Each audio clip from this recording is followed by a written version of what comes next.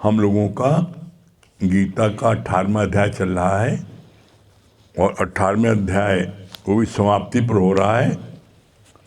थोड़े से श्लोक बचे हैं। कल हम लोगों का पढ़ा गया था 63 से 65 श्लोक तक पढ़ा गया था।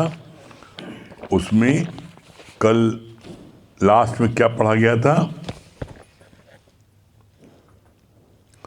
भगवान से दुनियावी पदार्थ तुम मांगते हो जो तेरे किसी भी काम के नहीं हैं, पर भगवान से मांगो सच्ची शांति और आनंद। भले कहाँ भी बैठो वहाँ गुरु के प्रेम की महिमा करो। भाग्य बढ़े जब हरि सद्गुरुवन जीवन में आए। गुरु के गुण याद करो, उनकी महिमा में रहो तो तुम्हारा प्रेम स्वतः ही हो जाएगा। कल यहाँ तक हुआ था। इसके आगे आज भगवान क्या बोल रहे हैं? जिसका मन साकार में खुप जाता है उसका मन माया में नहीं भटकता। जिसका मन साकार में, बोला है जिसका मन साकार में खुप जाता है। खुप जाने मतलब क्या होता है? जैसे पत्थर में आपके शिल्पकार उसमें कुछ लिख दे, पत्थर को वो आपके छेनी हथौड़ी से उसको उससे लिखे तो गड्ढा हो जाता है। तो जो गड्ढा हो जाता है तो वो कभी जीवन पर्यंत कभी भी वो गड्ढा नहीं बढ़ता, वो लिखा रहता है। उसी पत्थर से मूर्ति उभार दिया जैसे खुजराव में, तो वो मूर्ति हमेशा दिखाई पड़ती, कभी जो है वो नष्ट नहीं हो सकती। जो लिखावट पत्थर में कारीगर ने लिख दी है छेनी हथौड़ी से, वो कभी भी मिट नहीं सकती। अगर किसी ने ब्लैक बोर्ड पर लिखा है, किसी ने कागज़ पर लिखा है, तो वो कभी भी मिट सकती है। उस पर धूल धक्कर पड़ सकती है, कोई भी चीज़ रंग पड़ेगा तो वो मिट सकती है। लेकिन जो अक्षर पत्थर में खुदाई करके लिखे जाते हैं वो कभी भी समाप्त नहीं हो सकते। तो बोला यहाँ पर इसका सिद्धांत क्या है? जिसका मन, ध्यान दीजिएगा, जिसका मन साकार में गुरु में खुप जाता है, जो साकार गुरु को अपने हृदय में बसा लेता है, तो फिर उसका मन माया में कहीं नहीं जा सकता। ये बहुत ही इंपॉर्टेंट चीज़ है। जब जैसे मन एक समय में एक चीज़ करता है, मन एक समय एक सोच, एक समय दो चीज़ नहीं कर सकता। जैसे मुख एक समय में एक चीज़ खाती है, चाहे आप गन्ना खा लो चाहे रोटी खा लो, आपको हम दोनों चीज़ एक साथ खा लें, असंभव है। क्यों असंभव है? क्योंकि रोटी को चबा करके अंदर ले जाना पड़ता है और गन्ने को चबा करके बाहर थूकना पड़ता है। तो इसी तरीके से जब तुम्हारे हृदय में गुरु के प्रति प्रेम खुप गया, अंदर हृदय में तुमने बसा लिया गुरु को, तो अब तुम दुनिया की किसी भी, कोई भी, कितनी भी चमकती चीज़ हो उसमें तुम्हारा मन नहीं जाएगा। क्यों नहीं जाएगा? क्योंकि मन तो एक है, मन तो एक है, चाहे जिधर लगाओ, चाहे आप भोग विषय में लगाए और चाहे राम में लगाए। तो तुमने राम में लगाया, गुरु में लगाया, तो फिर माया के किसी भी पदार्थ में तुम्हारा मन जा ही नहीं सकता। झूठ बोलते हैं वो लोग, जो लोग कहते हैं मैंने गुरु को अपने हृदय में बसा लिया और माया में भी जाते हैं, और कोई परिस्थिति आती विपरीत तो रोने भी लगते हैं। जरा सा कुछ प्राप्त कर लिया तो अहंकार भी करने लगते हैं। जिसका मन गुरु ने, जिसने अपने मन में गुरु को बैठा लिया, उसके अंदर में इस प्रकार की कोई बात आ ही नहीं सकती, कोई बात नहीं आ सकती, असंभव है। उसी के उसमें आएगी जिसने ऊपर से गुरु को धारण किया है, अंदर बैठा ही नहीं है। तो यहाँ जो लिखा है, बड़ा गूढ़ रहस्य लिखा है जिसका मन साकार में खुप जाता है, धंस जाता है, गुरु को हृदय में बैठा लेता है, तो फिर माया में उसका मन कहीं भी नहीं जाता, कहीं भटकता नहीं है। गुरु हमारे अंदर ही धर्म की स्थापना करता है। कोई भी व्यक्ति जब किसी के प्रेम में डूब जाता है तो वो विफल हो जाता है। जो सद्गुरु होता है वो हमारे जीवन में क्या करता है, धर्म की स्थापना कर देता हमारे अंदर। गुरु हमारे अंदर ही धर्म की स्थापना करता है। धर्म की स्थापना क्या करता है, कोई धर्म सप्ताह तो नहीं देता है। धर्म की स्थापना का मतलब होता है कि अब उसका जीवन सर्व के हित के लिए ही रहता है। सदगुरु का, ज्ञानी का जीवन सर्व के हित के लिए रहता है, मैं मेरे के लिए नहीं रहता। तो उसके अंदर में धर्म की स्थापना कर देता है। कैसे? जो ज्ञानी होते हैं वो जीवन में कैसी कोई परिस्थिति आ जाए, वो किसी भी परिस्थिति में शोक नहीं करते। धर्म क्या है? गीता में पूछा गया धर्म क्या है, तो कृष्ण ने जवाब दिया अशोक रहना तेरा धर्म है। तो भगवान गुरु यहाँ पर अपने प्यारों में उसके अंदर धर्म की स्थापना कर देते हैं। मतलब वो इतना निष्कामी हो जाता है कि उसको जीवन में किसी बात का कोई भी शोक नहीं होता। शोक क्यों नहीं होता? इसलिए कि उसकी किसी चीज में दिलचस्पी नहीं ना, उसकी किसी चीज में आसक्ति नहीं ना, वो किसी चीज में फंसा नहीं है। आप रोते काहे हो? आप रोते हो जब अपना मानते हो, ये दुकान मेरी है, दुकान जल जाएगी रोगे, ये धन मेरा है लूट जाएगा रोगे, ये बेटा मेरा है मर जाएगा रोगे। जब सब कुछ प्रभु तेरा है पहले से ही जान लिया। जैसे राजा जनक ने पहले दिन इस बात को जान लिया कि सब कुछ प्रभु का है। क्यों? उन्होंने सिर्फ 3 प्रश्न किए, ज्ञान कैसे लगेगा, मोक्ष कैसे मिलेगा, वैराग्य कैसे मिलेगा। गुरु ने कहा अपना तन मन धन तीनों दे दो, मिल जाएगा। उनका दे दिया और उसके बाद में सिर्फ 3 झापड़ खाने पर उनको ज्ञान लग गया। उन्होंने घोड़े के रकाब पर पैर रखा, एक झापड़ गुरु ने मारा, तुमने किससे पूछ रखा? जब तुमने तन गुरु दे दिया तो तुमने किससे पूछ रखा रकाब पर पैर? फिर मन चलने लगा, रानी मेरा इंतजार कर रही होगी, साथ में नाश्ता करते थे, साथ में खाना खाते थे। एक झापड़ फिर मारा, तुम्हारा मन क्यों चल रहा है? जब तुमने मन मुझको दिया तो क्यों चल रहा है? फिर भिखारी जा रहा था, उसको सर्फी दिया एक मुट्ठी, एक झापड़ फिर मारा। तो 3 झापड़ खा करके उनको ज्ञान लग गया। ज्ञान लग गया, इसका प्रमाण है। क्या प्रमाण है?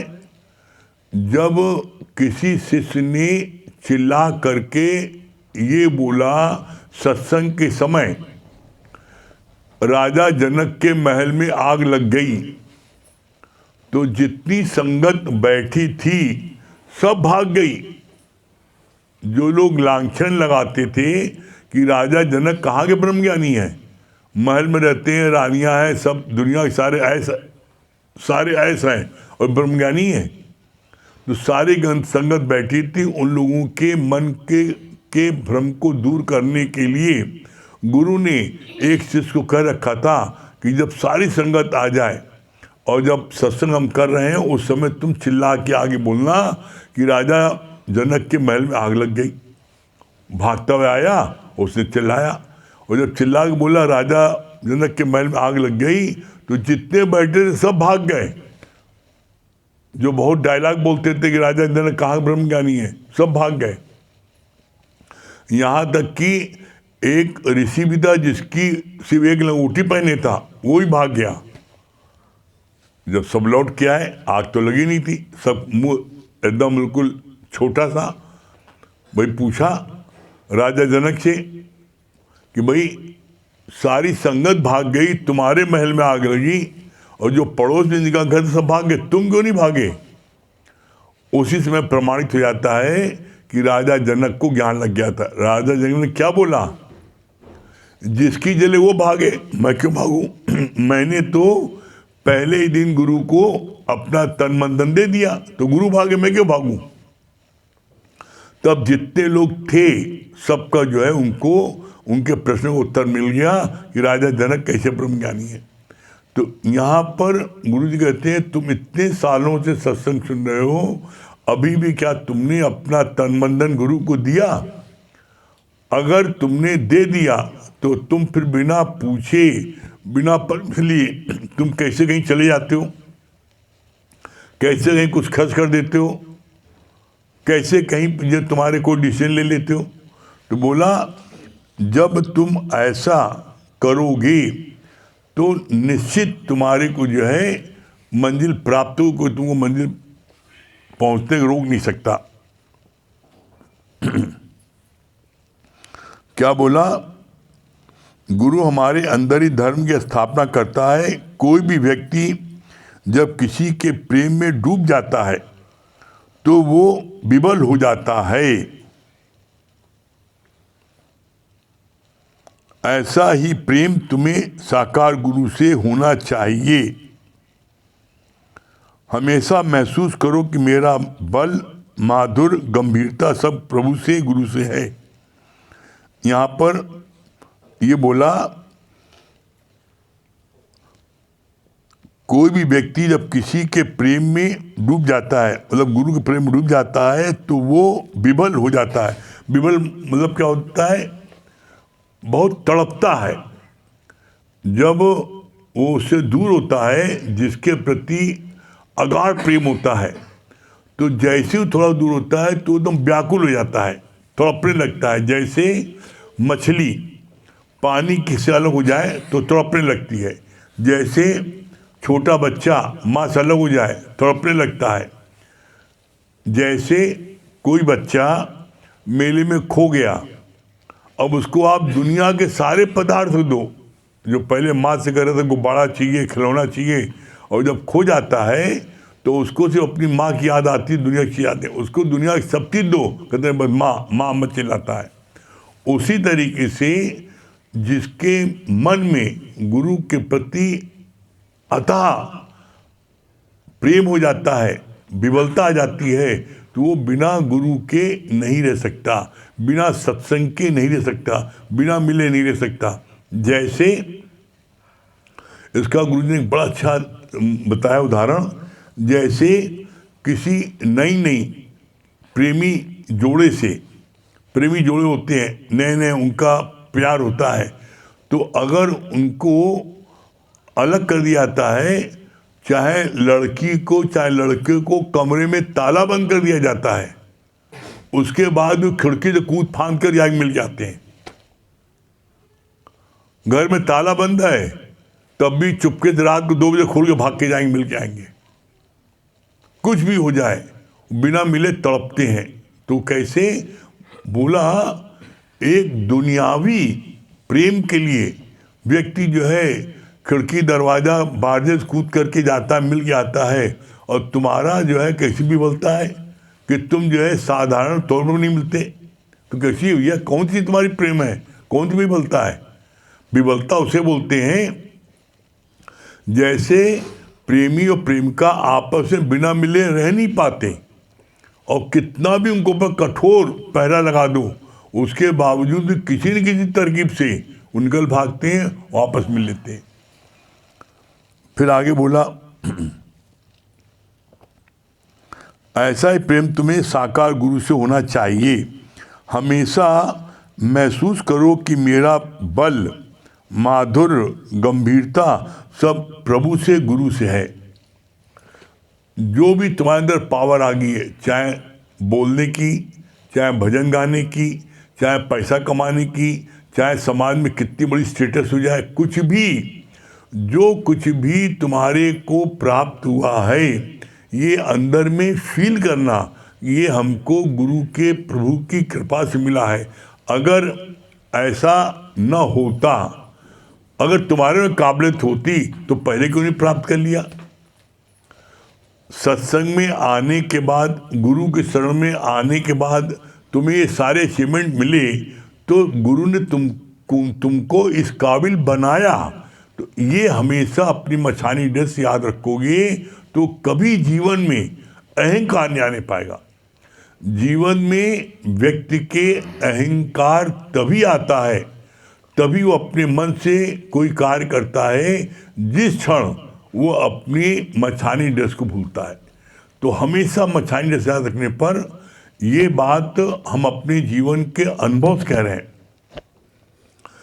मछानी ड्रेस याद रखने पर गुरु के प्रति हमेशा शुक्राने में हम डूबे रहते हैं। ये सबसे बड़ा फायदा होता है।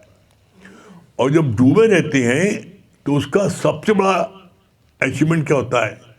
दुनिया की कोई परिस्थिति टच नहीं कर पाती। जब आप डूबे रहोगे तो आपको दुनिया की कोई बात सुनाई नहीं पड़ेगी। कैसे? आप प्रैक्टिकल देख लो। आप नदी में, पानी में आप डुबकी लगा लो, अब बाहर कितना शोर हो रहा हो, कुछ सुनाई पड़ेगा? लेकिन तुम जो है अपने मुंह तक, नाक तक पानी डूबोगे और कान खुला है तो आवाज़ आएगी। मतलब क्या? तुम गुरु के प्रेम में भीगोगे तो बाहर की आवाज़ आएगी, लेकिन गुरु के प्रेम में तुम डूब जाओगे तो बाहर की कोई आवाज़ नहीं सुनाई पड़ेगी। और जो भी गुरु के प्रेम में डूब जाता है, तो हमने देखा है और ये पाया है कि हर समय गुरु का ही ध्यान, सोते जगते, उठते बैठते, सपना में भी वही गुरु ही हमको दिखाई पड़ता है। यहाँ तक कि हमने तो इस बात को गारंटीज कहते हैं, यहाँ तक कि किसी भी मंदिर में किसी भी मूर्ति को देखते हैं तो तुरंत गुरु की शक्ल हमें वहाँ नजर आ जाती है, ये तो गुरु है। गुरु के प्रति ऐसा मन में जब अतः विबलता होती है तो हमें हर समय उसी का ही दीदार होता है। कहीं चले जाए, किसी मंदिर में चले जाए, हम दिखाने को ऐसा लग रहा है कि हम द्वारकाधीश को हम प्रणाम कर रहे हैं, हम जो है बजरंगबली को प्रणाम कर रहे हैं, लेकिन उसी समय राम की मूर्ति, कृष्ण की मूर्ति, हनुमान जी की मूर्ति के आगे गुरु की मूर्ति दिखाई पड़ जाती है कि गुरु जी है, तो उनको नमन कर रहे हैं। और इसके लिए हम तो बहुत बड़े घर में बवाल से बच गए थे। ज्ञान सुनने के बाद घर में कोई पूजा पाठ होती थी, हम किसी नहीं बैठते थे, क्योंकि गुरु जी ने बोला था तुम मूर्ति पूजा करते हो, एक मरतबा ब्रह्म ज्ञान सुनते हो, दूसरे ये भी करते हो, हैं दो नाव पर रखोगे। तो बात सुनना आ गई थी, अच्छा ही लगता था, बिल्कुल नहीं अच्छा लगता था। इसलिए कभी भी, चाहे दिवाली की हो, चाहे होली की हो, चाहे कैसी कोई पूजा होती थी, हम नहीं बैठते थे।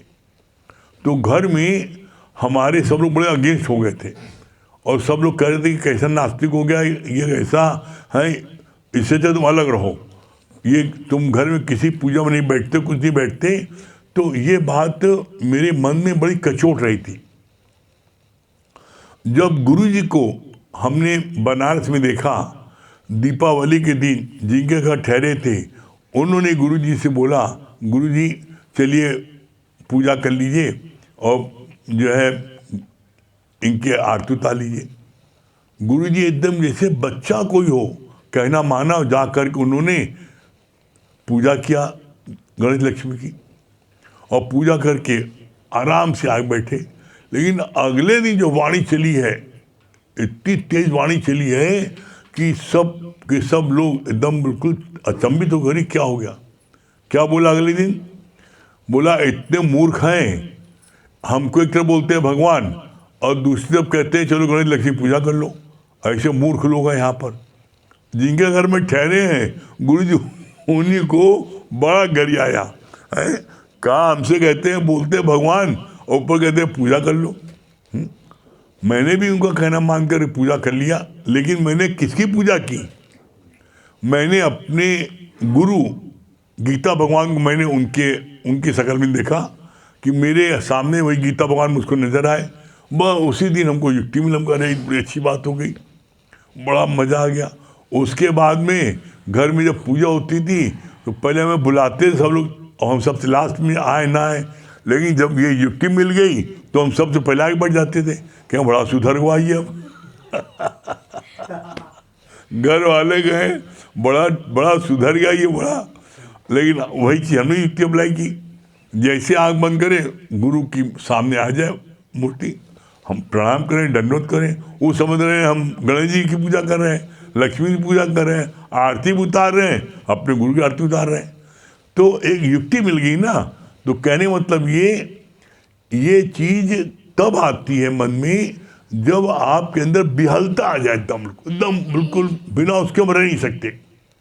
और ये चीज़ तभी हो सकती है जब हम अपनी मछानी जैसे याद करते, मेरा क्या जीवन था, कैसा नरकी जीवन था, कैसा स्वार्थी जीवन था, हर पल अपने लिए।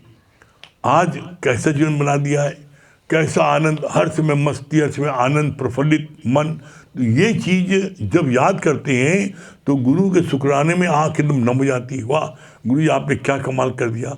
और तभी मुख से निकलता है, अपने जीवन में परिवर्तन को देखकर गुरु के ज्ञान पर यकीन हुआ।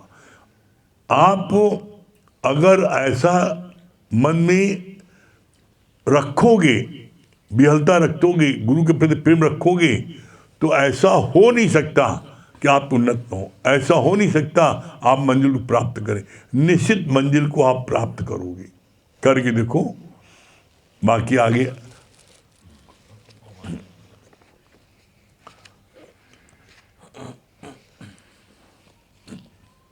अमित भैया गला खराब है, चलिए उसके आगे पढ़ देते हैं।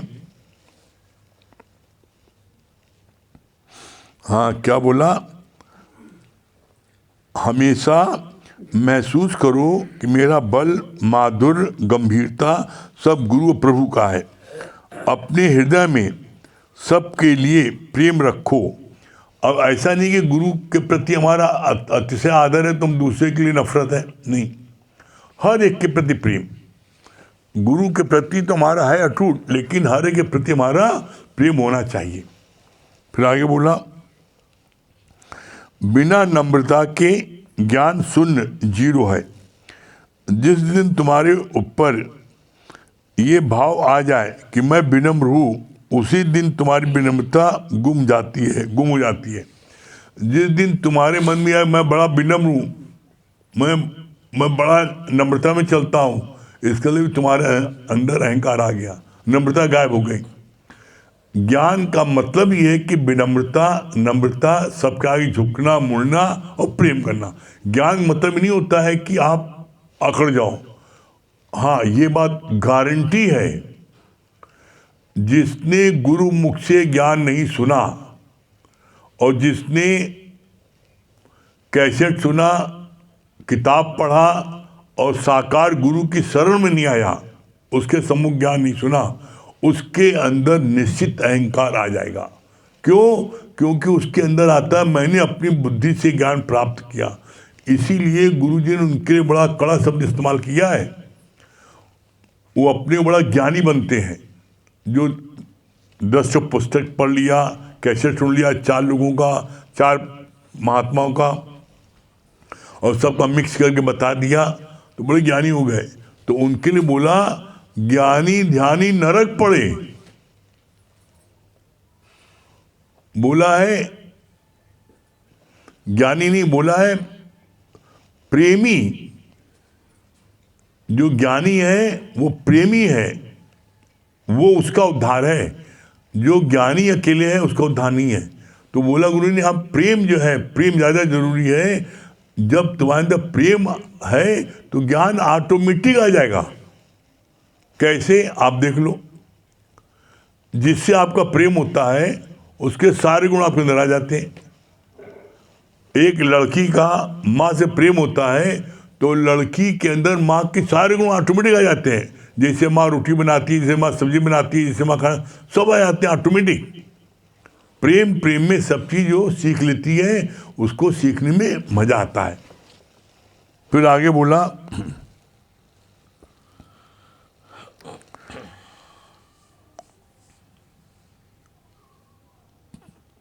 भगवान बोलते हैं कि भक्त अगर मेरे को विफलता पूर्वक प्रेम करता है तो मैं उसे सहज ही मिल जाता हूं। इसका बड़ा सुंदर गुरुजी ने उदाहरण किया।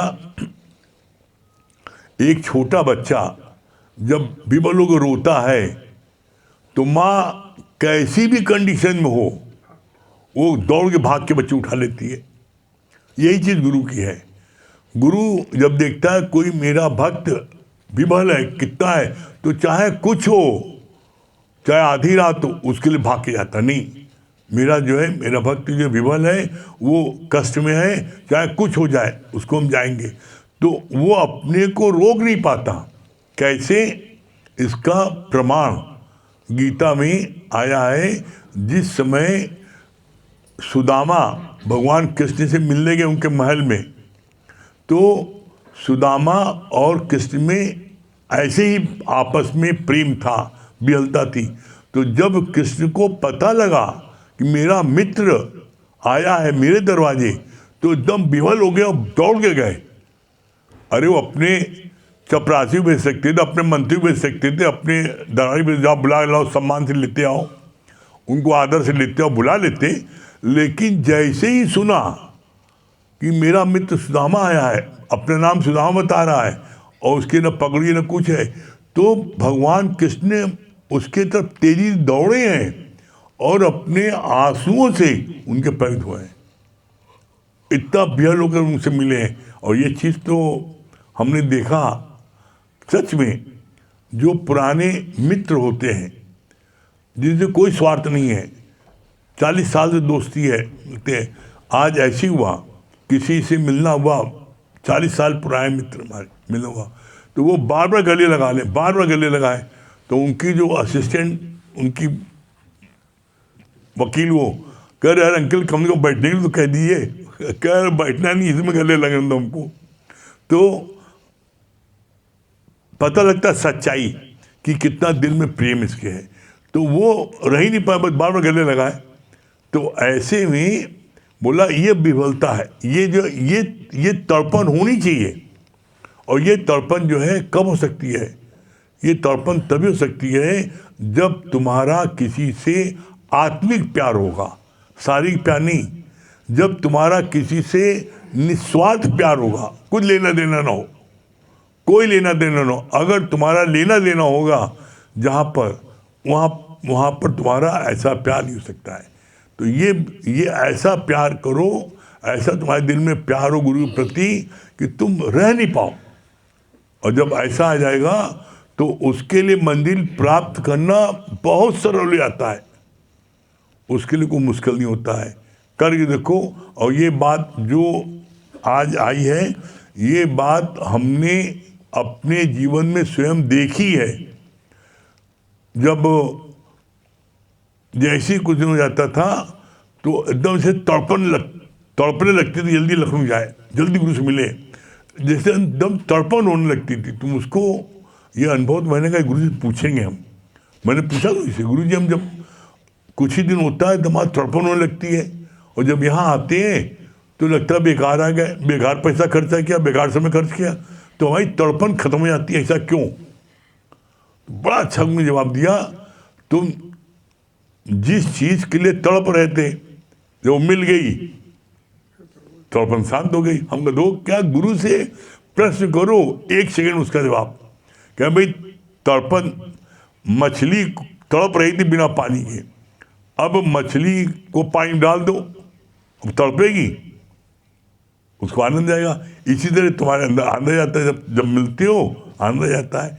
तो ये जो है, ये बहुत ज़रूरी है ज्ञान में आगे बढ़ने के लिए, मंजिल तक पहुंचने के लिए, ये बहुत ही ज़रूरी है। ठीक है। हाँ हाँ, रागनी जी, फरीदाबाद।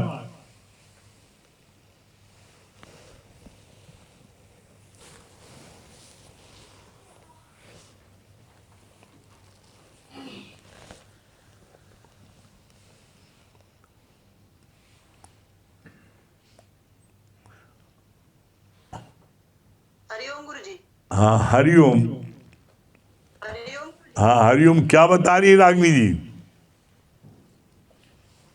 गुरुजी आपने बताया ना कि हमारा गुरु से ऐसा प्यार होना चाहिए जैसे मछली बिना पानी के रहती है तो उसे तड़पन होती है। आत्मिक प्यार होना चाहिए गुरु से कि हर वक्त गुरु को महसूस करते हैं, हम अपने पास हर वक्त महसूस करें कि गुरु हमारे पास है।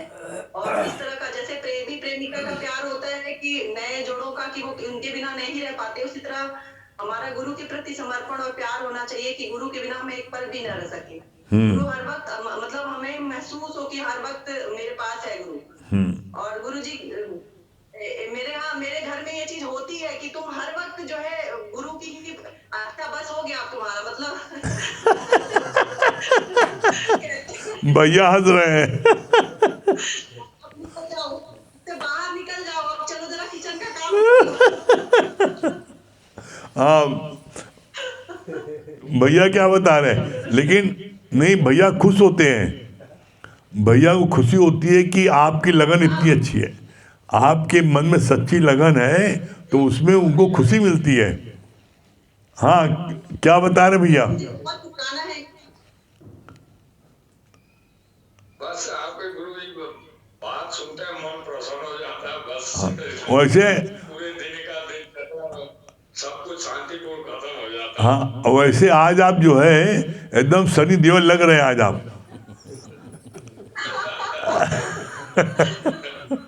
गुरुजी एक भजन करना चाहते हैं। हाँ सुनाई सुनाई सुनाई रहे। तोहरे ज्ञान मिले गुरु के मुख से, गुरु मिले सत्संग से, सत्संग मिले प्रेम लगन से, कोई जाने ना। तोहरे ज्ञान मिले गुरु के मुख से, गुरु मिले सत्संग से, सत्संग मिले प्रेम लगन से, कोई जाने ना। मन से बुद्धि परे है, बुद्धि से आत्मा, बुद्धि से आत्मा, तेरी हर श्वास श्वास में रमता है परमात्मा, रमता है परमात्मा। ओ मनवारे ऐसे मन मुक्ति दे क्यों, ऐसे मन मुक्ति दे क्यों, ब्रह्मा जाने ना रे। ज्ञान मिले गुरु के मुख से, गुरु मिले सत्संग से, सत्संग मिले प्रेम लगन से, कोई जाने ना रे। सागर के तट पे खड़ा है पानी, तू पाए ना, पानी तू पाए ना, पानी तू पाए ना। मुक्ति की राह खड़ा है, मंजिल तू पाए ना, मंजिल तू पाए ना। मनवारे मुक्ति की राह ऐसे अचरज जीवन को तू जाने देना रे। मन रे ज्ञान मिले गुरु से, गुरु मिले सत्संग से, सत्संग मिले प्रेम लगन से, कोई जाने ना। तेरी हर धड़कन कहती है श्वासों की कीमत कर, श्वासों की कीमत कर। जीवन पूंजी को खाए माया की कीमत, माया की कीमत। मनवारे जीवन की पूंजी बिना गुरु की कीमत कोई ना जाए, कोई ना जाने। ज्ञान मिले गुरु के मुख से, गुरु मिले सत्संग से, सत्संग मिले प्रेम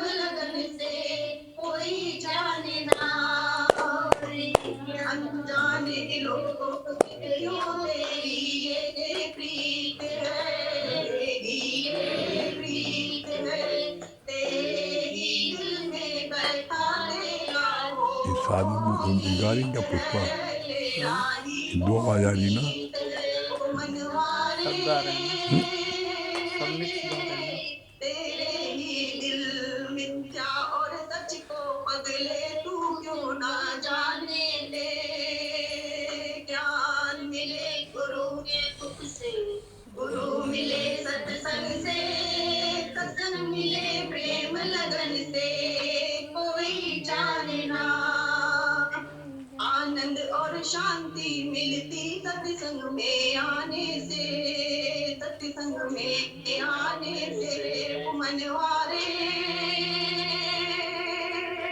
मुक्ति का द्वार सतगुरु, मुक्ति का द्वार सतगुरु रोज बुलाए, तू क्यों ना आए रे, तू क्यों ना आए रे।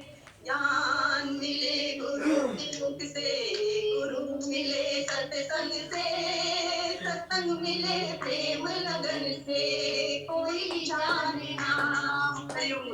हरिओम। आरती मंत्र। इसमें एक तो भी मीटिंग समाप्त होने के बाद फिर से मिला लीजिएगा। मीटिंग फिर अभी जो है 10 मिनट और चलेगा, मीटिंग समाप्त होने फिर मिला लीजिए दोबारा।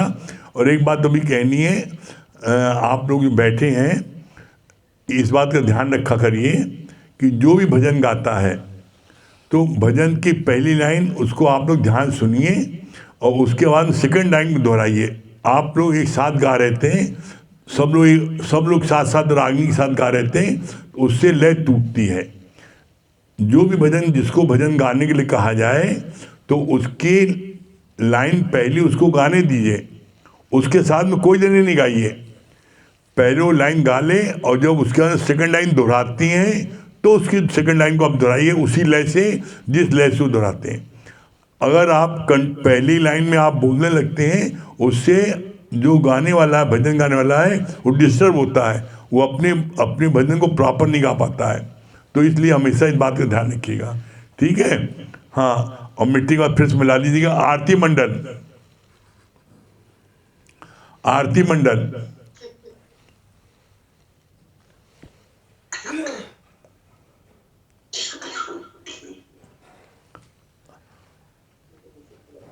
आरती मंडल दिल्ली।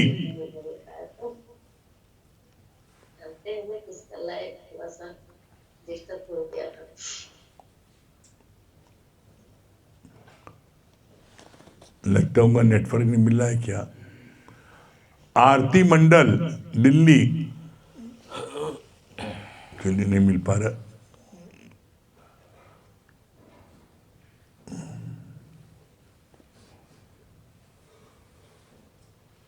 तो बंद कर दिया।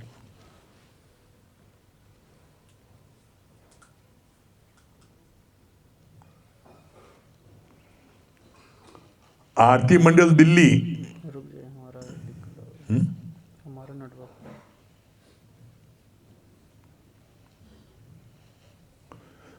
आपको रागनी और लोग बैठे थे क्या? कुछ लोग और बैठे हैं क्या? पुष्पा जी बैठी है, हैं? पुष्पा जी बैठी है, पुष्पा। हाँ, और भी और लोग हैं क्या? नहीं, पुष्पा जी इस बात का ध्यान रखिए। और लोग नहीं है, और अच्छा लोग नहीं है। अच्छा, इस बात का ध्यान रखिएगा कि भजन गाते समय जिसको भजन गाने के लिए कहा जाए उसकी पहले पूरी लाइन ध्यान सुनिए, उसके साथ साथ नहीं बोलिए। उसके साथ साथ बोलने से क्या होता है कि लय बिगड़ जाती है, ठीक है। हाँ, आरती मंडल। अभी 6 मिनट।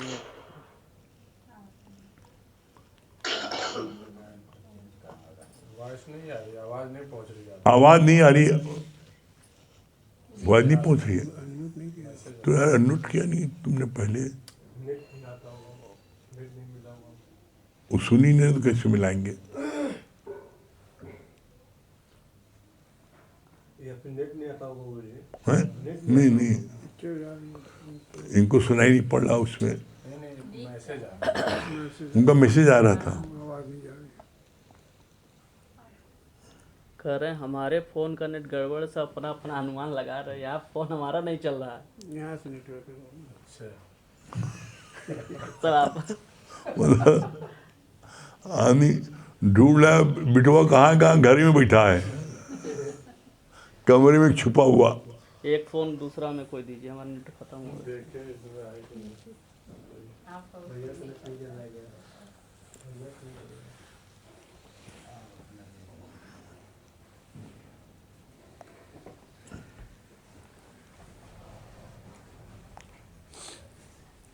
हाँ, आरती मंडल।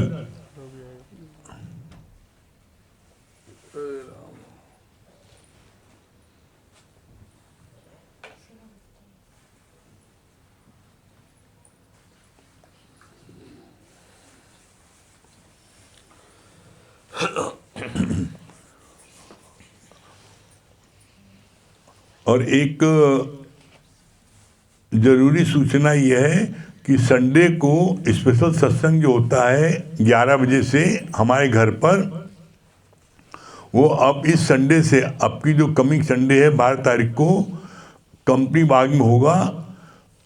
कंपनी बाग में आपके गेट नंबर 1 से अंदर आप जब आओगे तो अंदर जो छोटा फुहारा है उसके दाईं साइड में जो बड़ा वाला पार्क वहाँ होता है,